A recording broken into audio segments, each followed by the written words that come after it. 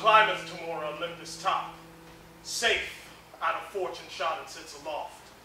Secure of thunder's crack and lightning flash, advanced above pale enemies' threatening reach. So to more. Upon her wit doth earthly honor wait, and virtue stoops and trembles at her frown. Then, Aaron, arm thy heart, and fit thy thoughts to mount aloft with thy imperial mistress, and mount her pitch, whom thou in triumph long hast prisoner held.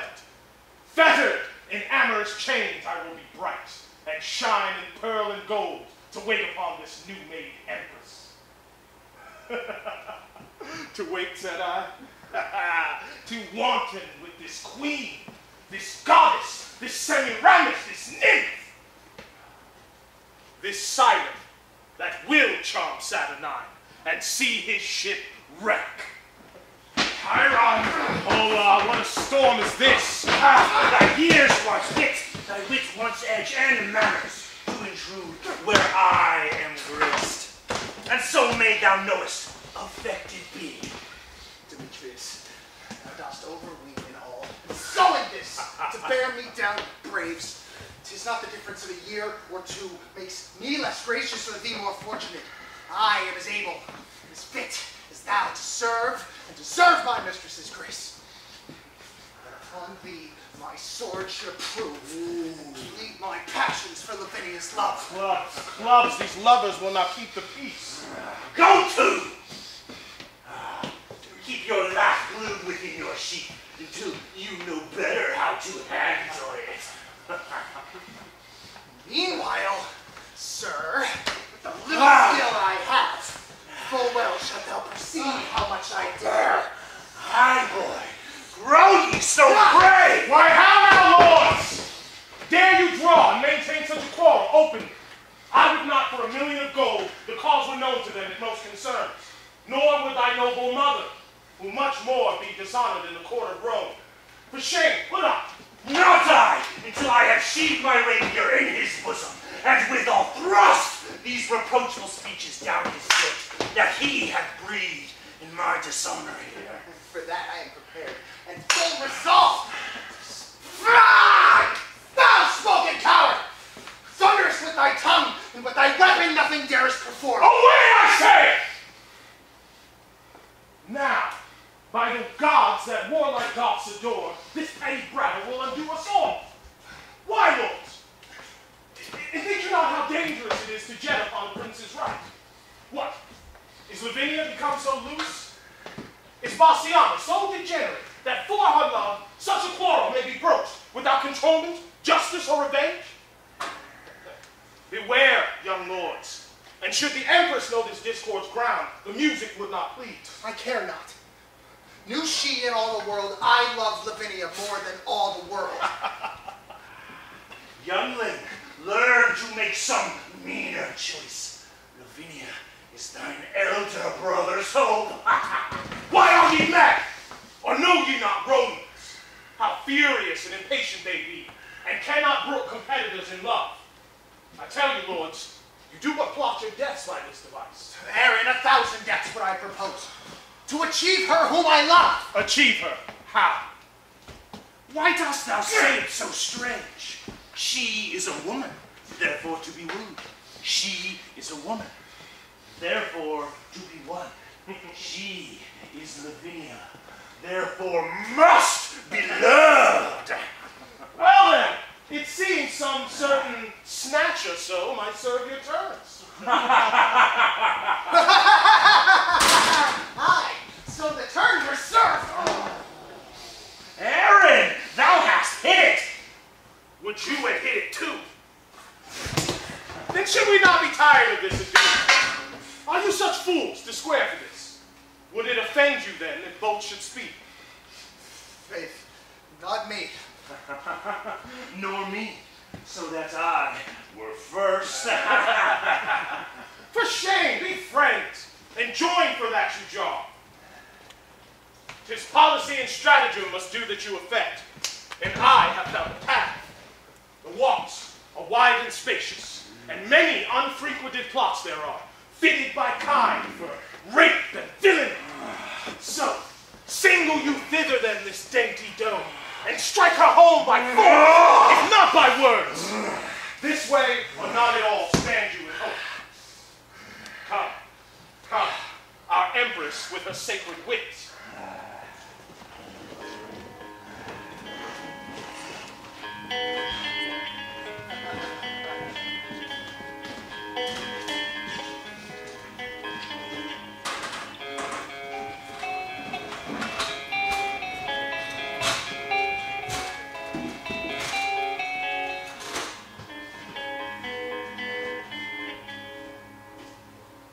He that had a wit would think that I had none, to bury so much gold, and never after to inherit it.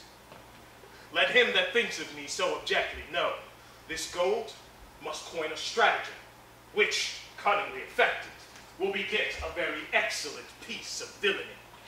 Therefore, repose, sweet gold, for their unrests that have their arms out of the empress's chest.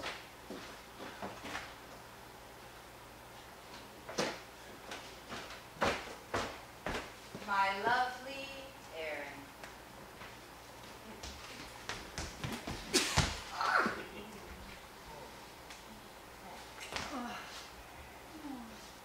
Wherefore look'st thou sad, when everything doth make a gleeful boast? The birds chant melody on every bush, the snake lies rolled in the green grass. The leaves quiver in the cooling wind and make a checkered shadow on the ground. Oh. Under their sweet shade, Aaron, let us sit.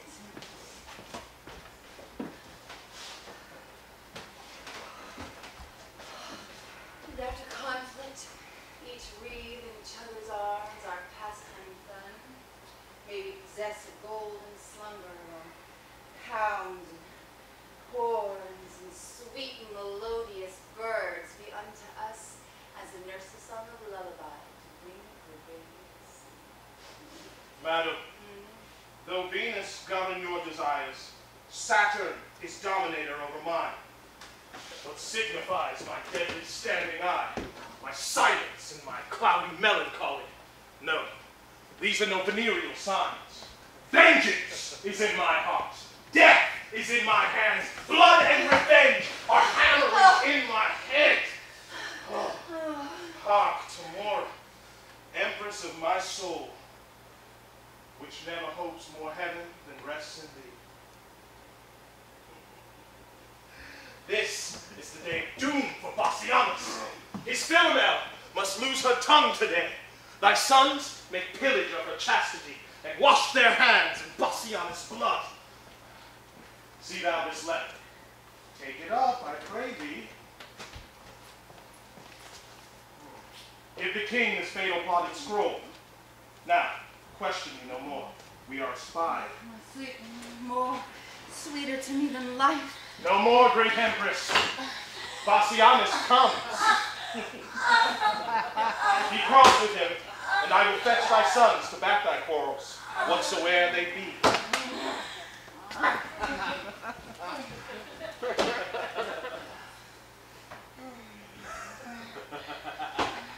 Whoever here? Rome's royal empress, unfurnished or well-disciplined troops? Or is it Diane, habited like her, who hath abandoned her holy groves to see the general punishing of the forest? Saucy controller of our private steps. Had I the power, some say Diane had, why thy temple should be planted presently with horns as was Octave's. And the hounds should drive upon thy new transformed limbs, unmannerly intruder as thou art. Under your patience, gentle empress. 'Tis thought you have a good rejected horn, and to be doubted that your more in you are single forth to try experiments. Why are you sequestered from all your train, and wandered hither to an obscure plot, accompanied with but a foul more? Foul desire not conducted you. Being deceptive in your sport, great reason that my noble lord be rated for sauciness. Oh, I I pray you. Let us hence. Let her joy her raven-colored love. This valley fits its purpose passing well. The king, my brother, love ward this. Aye, for these slips have made him noted long. Good king to be so mightily abused. Why have I patience to endure all this? Come out, dear sovereign, our gracious mother. Why doth thou look so pale and wan? Have I not reason, think you, to look pale? These two have enticed me hither to this place. A barren, detested vale, you see it is. And when they showed me this abhorrent pit, they told me here, at the dead time of night, 1,000 fiends make such fearful and confused cries as any mortal body hearing it should straight fall mad or else die suddenly. No sooner had they told me this hellish tale, but they told me they would bind me and lead me here to this miserable death. And had you not by wondrous fortune come, this vengeance on me had they executed. Revenge it, as you love your mother's life, or be ye not henceforth called your children. Let this be proof that I am thy son! This struck home for me to show my story.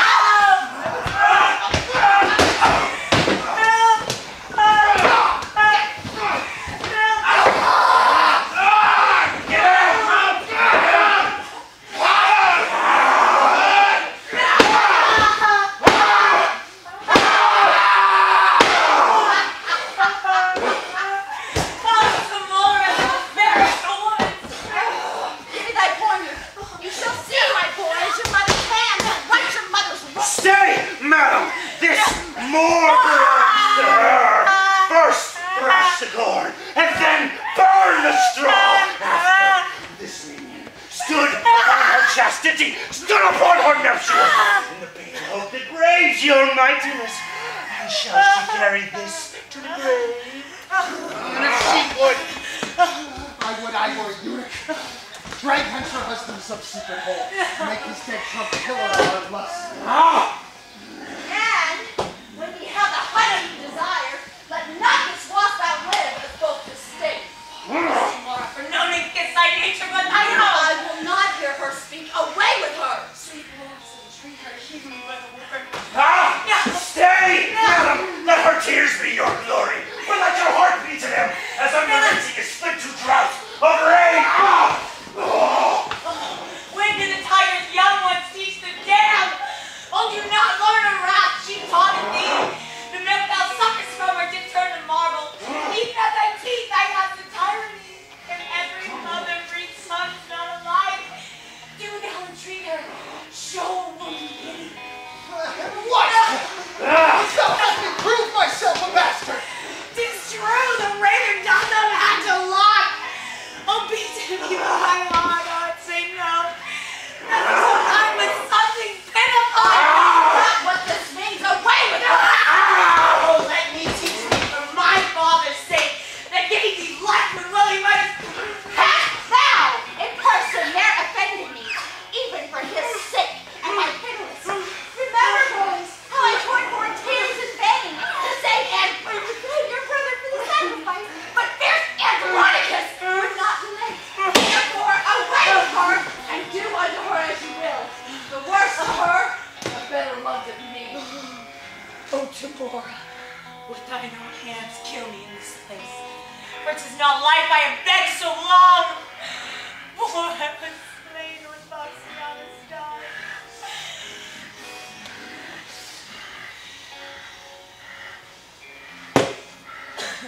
What? So I should rob my sweet sons of their fee? No. Let them satisfy their lust on me. Come away, for we have stayed here too long. No grace, no womanhood, a beastly creature. Nay, then I'll stop thy mouth. Here is the hole where Aaron best hide him. Farewell, my boys. See you make her sure.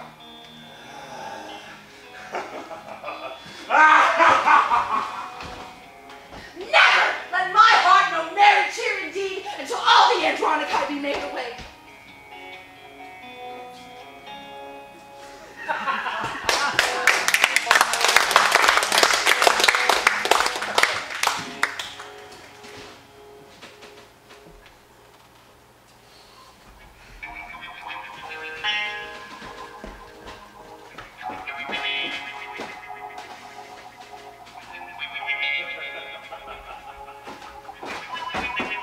Come on, lords! The better foot before! Straight will I bring you to the loathsome pit, where I espied the panther fast asleep. My sight is very dull. Whenever that bodes. And mine! I promise you, were it not for shame, well could I leave our sport to sleep a while.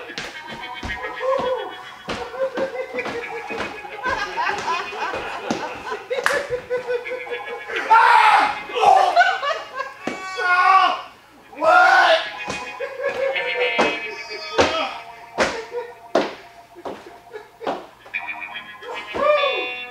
Art thou fallen?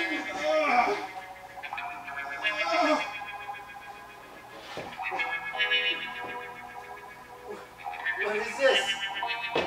With drops of new shed blood? A very fatal place, it seems to me. Speak, brother. Hast thou hurt thee in the fall? Oh, brother! The dismalest object hurt that ever I with sight may not lament. Why not thus comfort me and help me out from this unhallowed and blood-stained hole? I was surprised by an uncouth fear. Chilling sweat overruns my trembling joints. My heart suspects more than mine eye can see. To prove thou hast a true divining heart, Aaron and thou look down into this den and see a fearful sign of blood and death. Aaron is gone. Oh, tell me who it is. Lord Passianus lies in brood here, all in a heap, like to a slaughtered lamb. Oh, brother, help me! If it be dark, thou dost know 'tis he. Oh, brother, help me out of this fell devouring receptacle! Reach me thy hand that I may help thee up. I have no strength to pluck thee to the brink.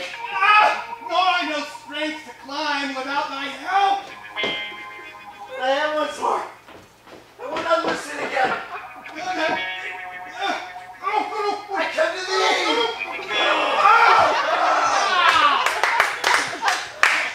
Along with me. I'll see what hole is here and what it is now that has leaked into it. Say! Who art thou? The unhappy son of old Andronicus, brought hither in a most unlucky hour to find thy brother Bassianus dead.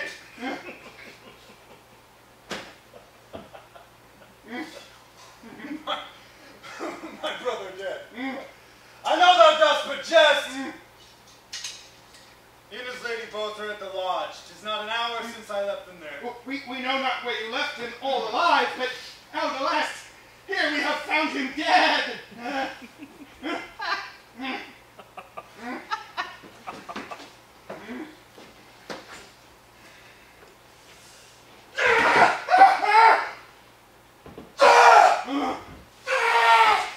Where's my lord the king? Here, Tamora! The creek with the killing green. Where is thy brother Bassianus? Now to the bottom dost thou search my wound? For Bassianus here lies murdered. And all too late bring I this fatal writ.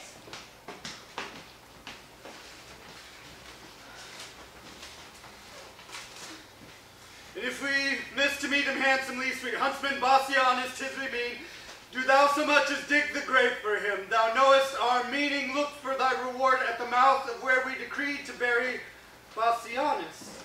Do this and purchase us thy lasting friends.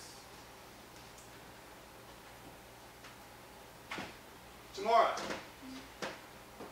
has ever heard the like? My gracious lord, here is the gold.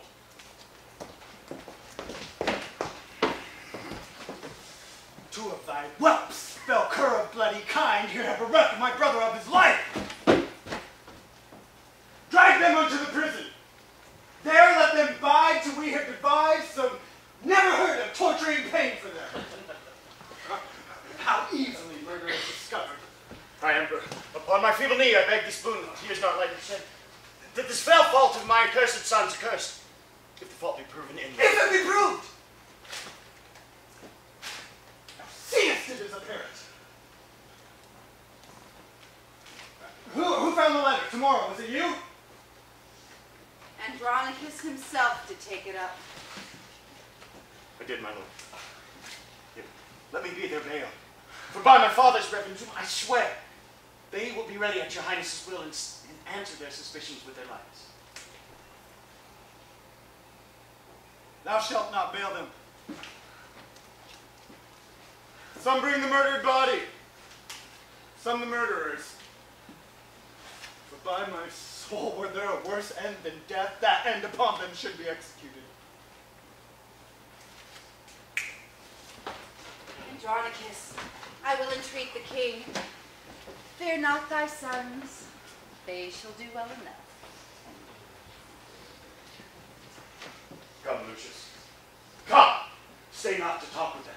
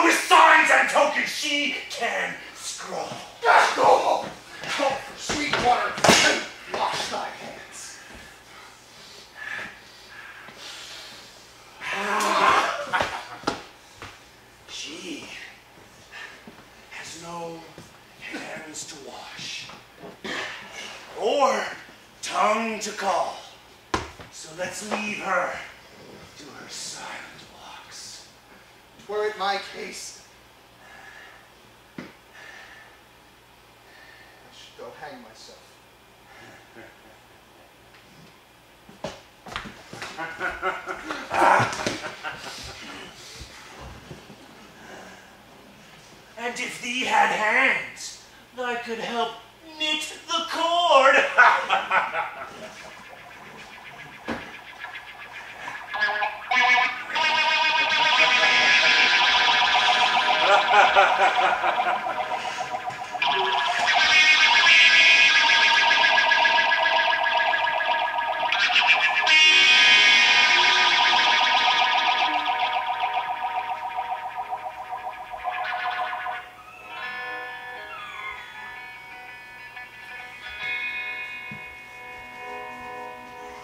Who is it? My niece that flies away so fast. Cousin, a word.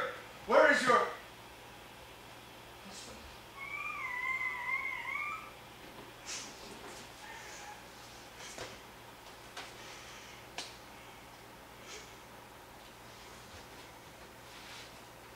If I do dream, would all my wealth wake me?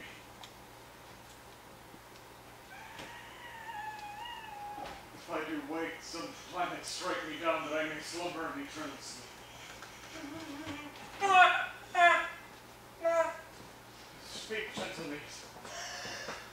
What stern, ungentle hand hath locked and hewed and made thy body bare of its two branches? The sweet ornaments whose circling shadows kings have sought to sleep in, and might not gain so great a happiness as thy love. Why dost not speak to me?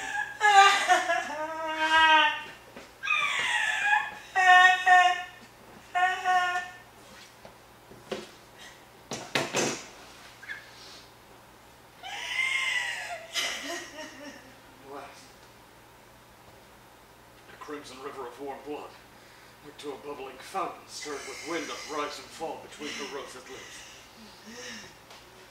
coming and going with thy honey breath.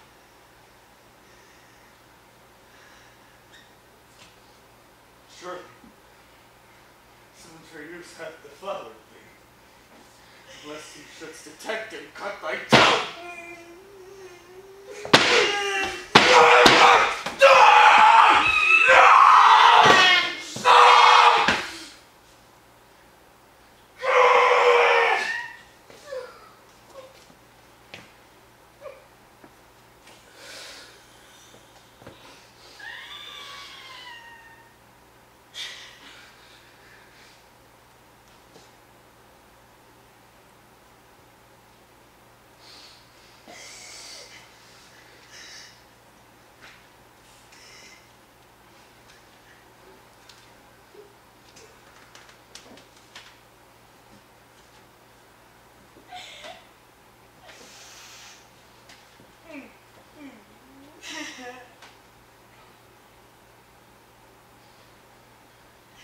Go and make thy father blind.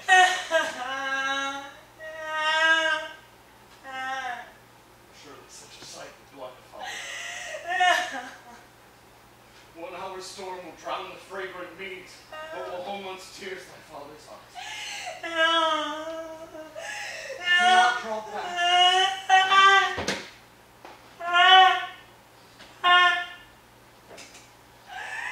For we will mourn with thee.